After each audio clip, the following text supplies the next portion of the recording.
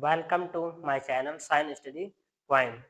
तो आज हम कक्षा 10 के नए बैच जिसका नाम है संघर्ष बैच 2025 में पढ़ेंगे कक्षा 10 की रसायन विज्ञान। इस बैच का उद्देश्य है कि पूरे कोर्स को जल्द से जल्द समाप्त किया जाए और आपकी पढ़ाई को बहुत अच्छे से समझाया जाए। तो आज हम इसका पहला चैप्टर स्टार्ट करने जा रहे हैं रसायन विज्ञान का। हेडिंग है रासायनिक अभिक्रिया। तो रासायनिक अभिक्रिया को जानने से पहले हम थोड़ा रसायन विज्ञान के बारे में जान लेते हैं कि रसायन विज्ञान कहते किसे हैं। तो रसायन विज्ञान विज्ञान की वह शाखा है जिसके अंतर्गत हम पदार्थ व उससे होने वाले रासायनिक अभिक्रियाओं का अध्ययन करते हैं, उसे हम कहते हैं रसायन विज्ञान। तो आप लोग जानते होंगे कि रसायन विज्ञान के जो जनक हैं वो एंटोनी वान लेवोजियर हैं। कौन है? एंटोनी वान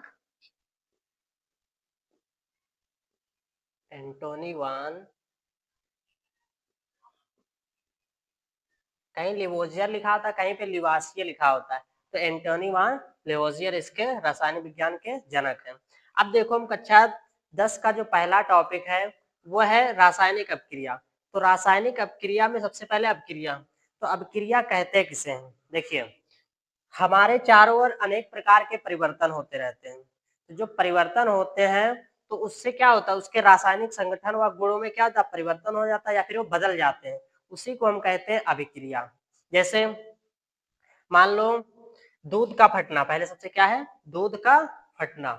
अगर दूध में हम क्या करें, दूध ले, अगर दूध में हम नींबू को मिला दें तो नींबू को जब डालेंगे इसके अंदर तो क्या होगा, दूध जो होगा फट जाएगा और फटने के बाद दही में बदल जाएगा। दूसरा है जंग का लगना। जंग का लगना, मान लो आपने एक लोहा लिया, क्या किया, लोहे को लिया। अब लोहे को हम क्या करें, खुले में छोड़ दें, इसे कुछ समय के लिए, कुछ दिनों के लिए खुले में छोड़ दें तो क्या होगा, जो वातावरण है उसमें ऑक्सीजन होती है। वातावरण में क्या होता है, ऑक्सीजन, और ऑक्सीजन की उपस्थिति में आकर के ये क्या होगा, इस पे जंग लगना स्टार्ट हो जाएगा। लाल रंग की परत इस पे चढ़ने लगेगी जिसको कहते हैं जंग का लगना। तो जंग लगना हो जाएगा तो ये भी एक प्रकार की अभिक्रिया ही है। तो अभिक्रिया किसे कहते हैं? हमारे चारों ओर अनेक प्रकार के परिवर्तन घटित होते रहते हैं जो पदार्थों के रासायनिक संगठन व गुणों को परिवर्तित करते हैं, इसे हम कहते हैं, ऐसे परिवर्तनों को हम अभिक्रिया कहते हैं। अब देखो इसमें हो रहा है परिवर्तन। तो परिवर्तन जो आपके होते हैं वो दो प्रकार के होते हैं। एक होता है रासायनिक परिवर्तन, एक क्या होता है, रासायनिक परिवर्तन, और जो दूसरा है वो होता है भौतिक परिवर्तन।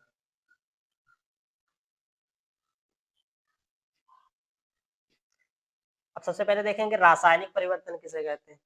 रासायनिक परिवर्तन वे परिवर्तन होते हैं जिसमें उसके जो रासायनिक गुण हैं, जैसे रासायनिक गुणों में क्या जाता है, परिवर्तन हो जाता है, या फिर उसके जो कण है वो समान रूप से बदल जाते हैं और उन्हें हम दोबारा प्राप्त नहीं कर सकते। अगर रासायनिक परिवर्तन हो रहा है तो उसमें एक चीज, अगर पदार्थ नया बन गया तो उसको हम दोबारा पुनः प्राप्त नहीं कर सकते हैं। जैसे अगर देख लिया जाए, लोहे पर अगर एक बार जंग लग गया तो अगर जंग लग गया है तो जंग से हम दोबारा उसको लोहा नहीं बना सकते, वो पूरी तरह से क्या होगा, नष्ट हो जाएगा।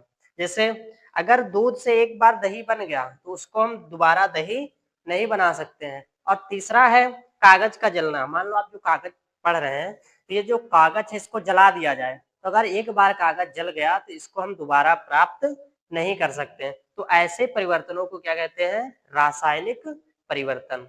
और भौतिक परिवर्तन उसे कहते हैं।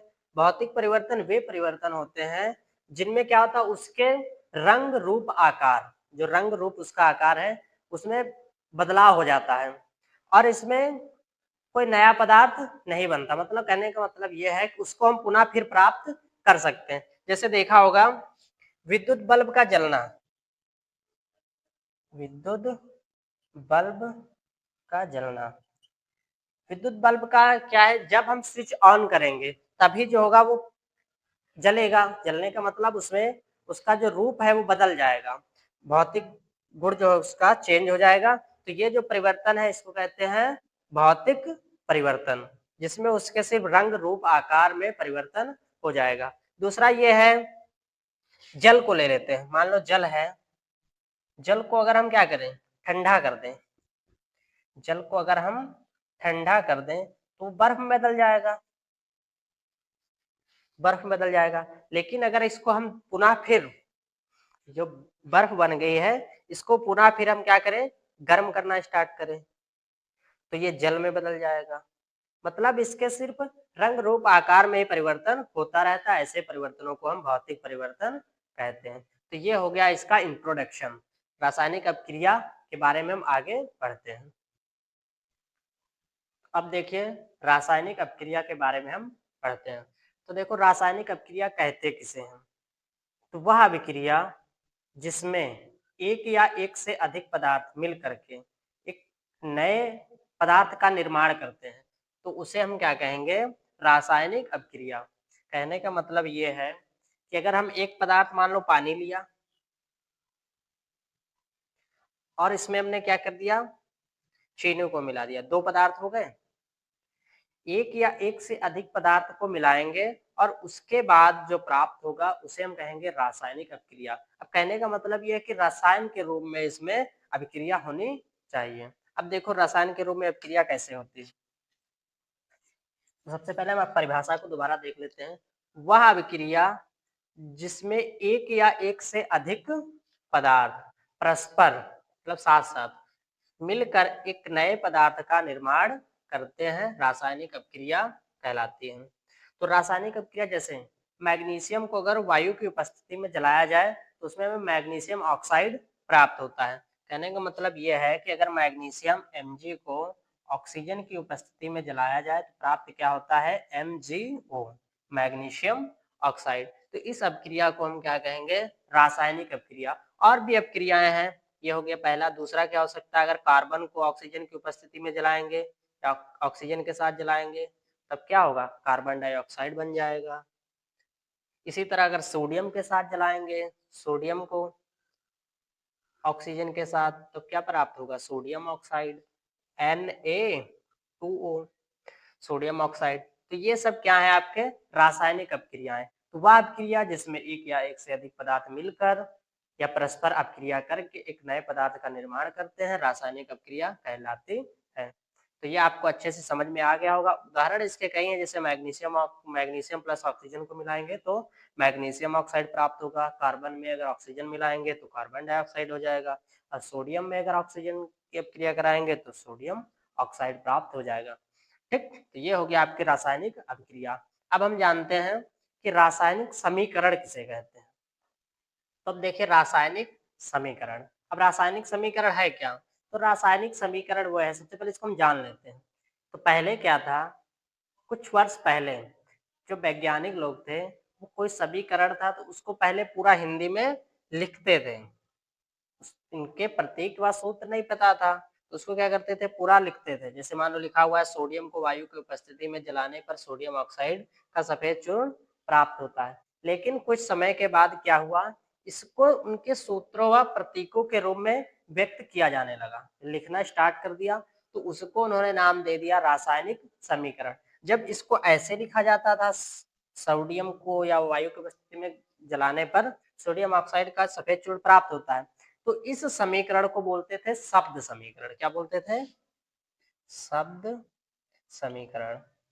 याद रखना है कि शब्द समीकरण किसे कहते हैं, जब उसको पूरी तरह से हिंदी वाक्य के रूप में लिखा जाएगा तब उसको बोला जाएगा शब्द समीकरण। लेकिन जब उसको उसके प्रतीकों व सूत्रों के रूप में लिखा जाएगा तब उसको कहा जाएगा रासायनिक समीकरण। देखो इसकी परिभाषा क्या हो जाएगी, जब अभिक्रिया में भाग लेने वाले पदार्थों को उनके सूत्रों व प्रतीकों के रूप में व्यक्त किया जाता है तो इसे हम रासायनिक समीकरण कहते हैं। अब देखो यहाँ पे क्या लिखा हुआ है, सोडियम को वायु की उपस्थिति में जलाने पर।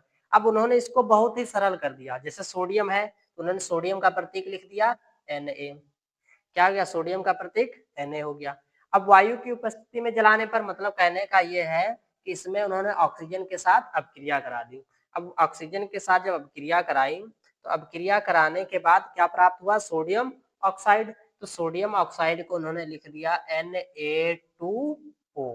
अब ये बन गया सोडियम ऑक्साइड। अब देखो पहले क्या था, इतना लिखना पड़ता था, अब इसको शॉर्ट रूप में कर दिया गया, सोडियम प्लस ऑक्सीजन मिलके बन गया सोडियम ऑक्साइड। तो इसको बोला जाता है रासायनिक समीकरण। तो आपको ये अच्छे से समझ में आ गया होगा। अब देखो इसमें एक चीज और है, अब इसमें देखो ये एक पदार्थ ये है और एक पदार्थ ये है, तो इसमें दो भाग हो गए रासायनिक समीकरण के, एक तो पहला, एक ये हो गया और एक ये हो गया।